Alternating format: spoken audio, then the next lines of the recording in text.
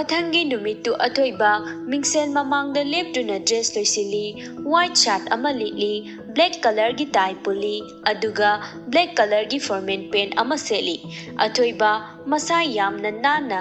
magi kadagi makhada kumtharai pakpina ibungo cha kitang cha thokodana charogi ma moina ada cha ising loina silamani kai lamdane ba function chatoise Manipur University da nema ngasai makai tuminna leiramba tonthoi wa nganglai tamo adudi pathoi thengnabre ngo masu Manipuri University da professor oibane physics department da athoi badi tonthoi na athoi ba khangdaba gi maong da nganglakpadu ma nokningnabani nokningbadu khangjilaga athoi bana hairai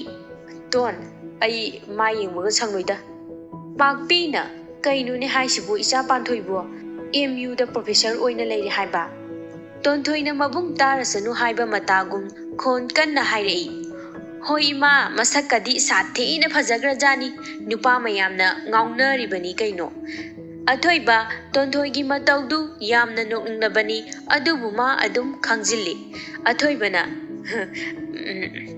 adudi ma ayamu chalukhige pakpina nangi security guard pudui natro hoi ma adudi ai chalukhige ko hoi phajana chaluko ado ibungo icha panthoi do thengnarabadi imana nungairibra hangle haina tamuko ngamro noi thengnarakandu oina hangnajo ai thengre chalukhige asi hairaga athoi bathokre pakpi tonthoi da wa nganglai don nanga sai haikibadu chumabo tonthoi na karambo wano ima panthoi MU da professor oi haibadu chumme kaino aina amu phagi tau legidra pakpi nokfet taujei aduga hairi onthok na ningthi jaramgani da tonthoi na kaibunoi ma ngai khoda don nabunga pawga phawna da chatlume panthoi dubo tamogi mataudu dadi phawna romdong mande as khangde da handak matang se noi hero sina hek thugairam dadi nasuga do uramadabani nahana aiga se dong toramani pabung na loi soihali ni mese he na pabung tani ni nangbo wa dawida pakpi aigi pusi se somda panthoi kanna keri kenuna che ngasidi yam phajaye samthadu ukwa phajabada amuk henaba samthadokpana phagadrena khaline aiso thadokpana phajani ado che phidi kai machu indoino tu sigi wakai piyolo se inge tawbane thamba lekho phane siga jana gatra khangde janabra te yengo kenu fidu yengi aduga hairei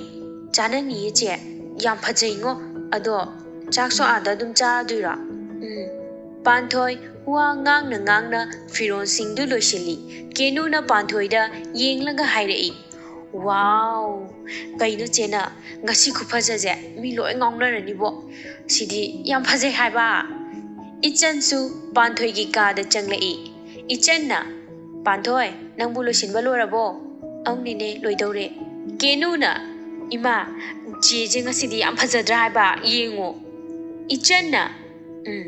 ngasidi yamna phajai nahangai su phajai ado ngasine yam hele imauna helida panthoi ichanda yengduna nofet taujei nine ai se karim soidraba ichan panthoi gi fajana setliba sari aduda koyeng yengi soidre yam phajare ado cha ising dubu no university da dum silani haibro hoinine lao tholo amuk thenkini ko noigi university ni ne noina hana kharangan ne yogdobo oiramni mene ai ngana yogdoine mi suna laktrinaida ho adune lao nangi gariga noi mahmana inthokuna thamorabani aiga thokminarasi laoko panthoi ichan kenu moi ahum punna kadudagi thokminarai manina panthoi noigi function dubu thengna loidong manbro haiba ngamdi mama yam thengdo oiradi nangna tomta halakpa nungaitraga mama da phone hekta tawruko hoi mama tawrake manina yenga chaluko inthijena gari do thauko adudi mama nine chalukhige ko hoi chalo Panthoi magi gari du thokdoktuna MU rom da lai ngahaki matungda university yore university du da leiramba satra nupa ayambana panthoi bu ngaujeri bani panthoi gi ngasi gi khulak da satra nupa singdu panthoi na university rom da changlakpada panthoi da loine yengnari satra nupa amana as aidi asi oja nupi se ngaure satra nupa amana amu nangtana ti ibungo ai shune ngawise kai masa kobar jano siwa satra amana amu basanta basanta nongalam dai gi type to se ha boy ko jo satra nupa amana amu horen photo kamina se haise satra nupa amana amu yaine sa samadi lere Panthoi function silliba adom da changlei oja ayamba loine yongnarakle English department da leiba oja manjuna Panthoi bu kaurai Miss Panthoi Miss Manjuna ngasidi nangsi yam phajai ko lai macha dongna Panthoi na as waridi ado nangsu ngasidi yam phajai nang paw matarba kai karamba pawno ho rimstane DC officer oina leiba athoibado ngasi ekhoigi function sida chief guest oina lakani masak yam phajai haini aduga pakhangni su hai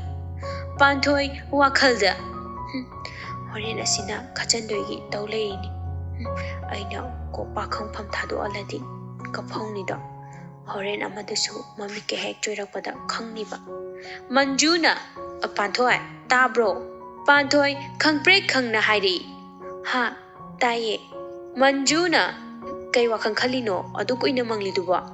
ado aikhoigi university da ojanu pile sabi singse DC officer lakani haibadagi full makeup langnari singse yengune Panthoi machinda yamna tapna soli as lakano hairama suphadawni ai ngasigi ma senabada wadawri tawrise Manjuna Miss Panthoi kanano lakano hairama suphani bo Panthoi ik ha tawna khumlei kaino ne mi lakano hairama suphani haiba natiye mi laktoba kaya wali janu na haibane Manjuna lakpadi loiragumbane function su haudoba pung kita ngaire maru oiba mi ayamba laklabane chief guest oidobdo adu tangaire masu yoksale haigum haye ma yengi ngairi ni aduna ne ojanu pile sabi singse sida loi leptu na ngainari se hainari ngai tanja da athoi basu magi security guard singduna senaduna university room da gari thaujilai security guard mayamna hana kumtharai guard amana athoibagi gari gi thongdu hangdolei athoiba kumtharakpada mafamduda leiramba senior professor kayana athoiba bu taramna oi athoiba ubada university aduda leiba satra nupi oja leisabi nupi athoibada mifam hongdaba makhai yengnari adu singdu ubada Panthoidi athoiba bu khambanbana wakhalda kana khanghanda khanjari nupi singsina maronama mamika loi soktari me kai khuyeng nusiba Athoiba sangagadoriba department adomda changnam daida lebdiba oja nupi mayam dugi marakta Panthoida haifet yengi Panthoidi yenglakte Athoiba leiramliba asau asang singduga khus soknari sangagadoriba department du athoiba na sangai aduga function tawfam adomda changlaktuna sariba state adomda karaktuna fammi Panthoi khoidi sariba state dugi hek mamang ioi oina Panthoi khoina famliba mafamdu athoibaga mayongnei ingan ngana unei Panthoi gi nakalda phamba ojanupi amana magi thangnana nakan amada famliba ojanupi amada hai Miss ID chief guest oina famliba nupase pungaw ngawre haiba nangbo ojanupi amaduna amuk haire pakhangni haibane nang he kosilodana nanga yam chanani mi ojanupi duna aduna pharata kai masak ko phajilo sibo yam li me haiba chela iba dress na maron ama pakchabane ojanupi amaduna amuk haire mai koina manupi ga leijalo Panthoidi ngangnariba waduda maga koinari haidu hek hainingbodu tare matang chana athoibasu Panthoi khoina phamliba adomda hek yinglei ojanupi amaduna haiba chief yesoiribasina aingonda yingli haiba Panthoi sounding mandana fuk haugatlaga chatki athoiba mamai no taruraga no khalakpada panthoi khoiromda amuk yenglakpada panthoi leiramdabaduda makok adu tumin tumin na koirei leiduni yengjei function loibaga lakliba mayamdugi chak ising chanaba thorang tauri chak chana dingaiduda mana kamina ningba oja sing lakliba achau asang singgasu photo kaminari athoibasu professor oja nupi amadi satra nupi kharaga photo kaminasti haiduna kamine panthoi athoibana atopa nupiga no fet tawduna photo kaminabadu ubada hena khambanba phawrai athoiba panthoi no fet tawna yingjerei panthoi fat launa leithoktuna chakre athoiba photo kapa loiraga panthoi bu kaide lege haina thirei panthoi su satra nupa kharaga photo kaminaduna leirami athoiba su adu ubada panthoi bu khambanba ponglei athoiba panthoi khoina photo kapliba adomda changlei athoibana excuse me panthoi ne satra nupa singdune athoibada punna yenglei satra nupa singdude athoibagi mataudu ngakna yengi panthoi hana masak khangdaba sai athoibana panthoi de yengduna hairi aiga photo amta kamina se yagadra satra nupa singdu amuke hena ngakre athoibagi wahaiduda athoiba magi phone adu leiriba satra nupa amada pirei photo kapo haiduna athoiba panthoi gi manakta nakna lepi photo kapnaba satra nupa aduna photo kapi satra nupa aduna sir sidu lejare thank you welcome sir athoiba panthoi gi manako mayada tapna hairi nang yam phase panthoi athoiba da yenglei athoiba panthoi da nofe toksillamlaga chakre silli bacha ising chaba loina duna ngaha wari watai sanaraga leirammiba mi pumnamak university duge hanakre function adu thengna loigada khalubani adubu khara nganna pung ani makhai muktaba adwai tare athoibana chatlage haina tholokpadadi panthoi leiramdre athoibana panthoi da message ama thai yumhalabo panthoi message to shin tawraga halakte athoiba gari tongna machinda soli pura angang machani ko ayum yoraga oina phone tawirage athoibagi gari thoriba driver aduna hairei sir yumda dum haladoiro athoibana office ta ngak changamse ai unaba mila ai hai adu unadadi nungai dongmande ngahak yoramase driver duna furniture panthoi mayum hek khalakpaga athoibada call tawi somda athoiba aruba wari sanari ngai tanjada panthoina tawrliba call adu kakthali panthoi amuka toksili adusu amuk kakthalai panthoi amuk tawbada handakti switch off laikre panthoi magi phone adu phamungda langsilli firon tuna hongdoklaga wadana phamungda ngahak hipthabada tumthakre